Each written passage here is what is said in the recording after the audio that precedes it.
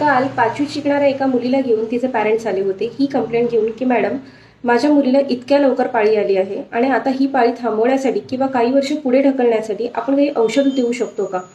तर पॅरेंट्सला काळजी वाटणं ही साहजिक आहे, कारण याच मुलीला पुढे जाऊन डायबिटीज, हायपरटेन्शन, थायरॉइड, ओबेसिटी आणि कॅन्सरसारख्या मोठ्या आजारांचा सामना देखील करावा लागू शकतो. यामध्ये काही लाईफस्टाईल चेंजेस करून आपण लहान मुली ज्या लवकर वयामध्ये येतात त्यांचं प्रमाण आपण कमी करू शकतो. सगळ्यात महत्त्वाची गोष्ट ते म्हणजेच अनहेल्दी डाएट.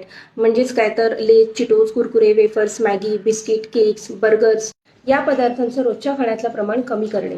दुसरी इम्पॉर्टंट गोष्ट म्हणजेच lack of physical activities. Yes, lack of physical activities can lead to hormonal imbalances in girls, particularly hormones like estrogen, progesterone and cortisol.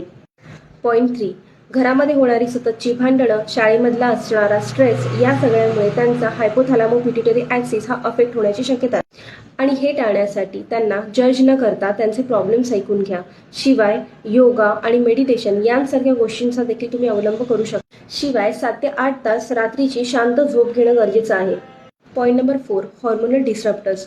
रोजच्या वापरामध्ये असणारं प्लास्टिक, मेकअपचं सामान विच हॅज फॅलेट्स, शिवाय ॲनिमल फूड यांसारख्या गोष्टींमुळे हॉर्मोनल इम्बॅलन्सेस होण्याची शक्यता जास्त असते.